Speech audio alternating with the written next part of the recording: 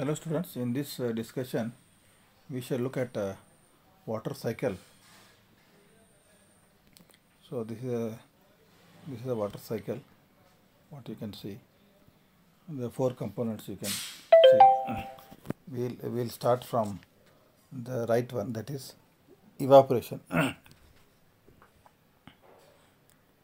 So evaporation means because of sunlight whatever water bodies are there, rivers, ponds, oceans, sea, all this, the water gets surface water gets evaporated, and because the surface water is light in weight than the air, then it rises upwards.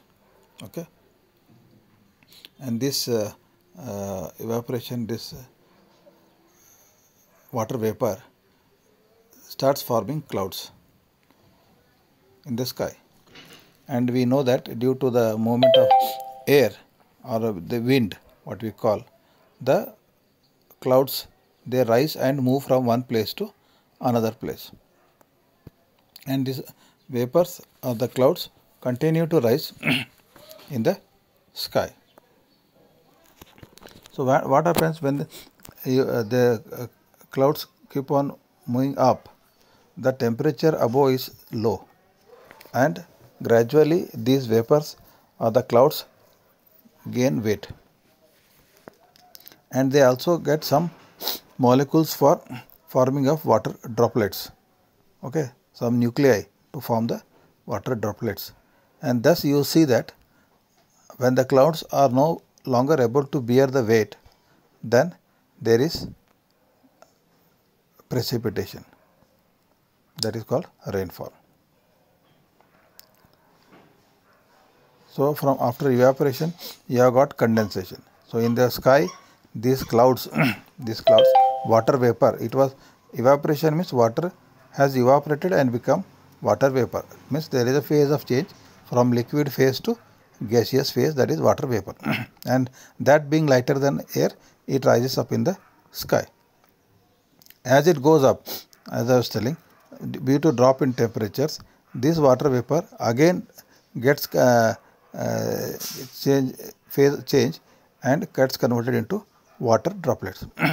And when the water droplets become heavy and they cannot be sustained in the air, then they fall in the form of rain, and this rainfall is known as precipitation. Okay, so this is known as precipitation or rainfall. Okay, so when it rains, what happens? Water falls in all these places, whether it falls on ocean, sea, land.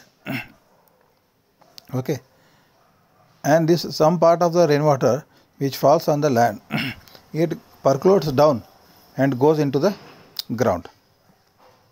Okay, even now man is trying to recharge by providing this pits, so that the rainwater gets absorbed by the land, earth. So that increases the ground level of the underground water, and this underground water is stored underground, and it is not exposed to sun, so there is no much evaporation there.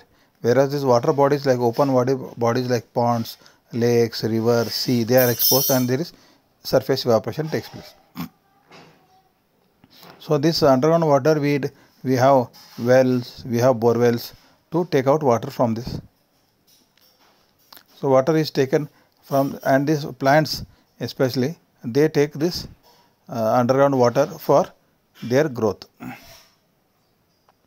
and they grow because of this nutrients as well as sunlight, they produce food. Now this water is transpired from the leaves as water vapor and returned to the surroundings. This is known as transpiration. This is known as transpiration. Like, I'll give one simple example. Like you take when we breathe, you open our mouth and do ha. What happens? You will find that there is water vapor. If you do this in front of a mirror, you will find that there is condensation in front of the in the surface of the mirror.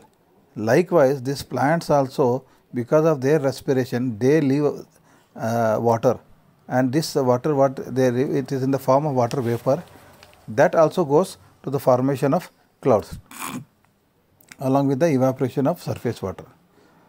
Okay. So, this transpiration by the plants, trees, as well as evaporation from the water bodies, that goes up as a water vapor, and that condenses in the sky, and that precipitates in the form of rain. So, this is the complete water cycle. Okay. And this water cycle takes care of all the biotic life, like plant life, animal life, marine life on this planet Earth. Thank you.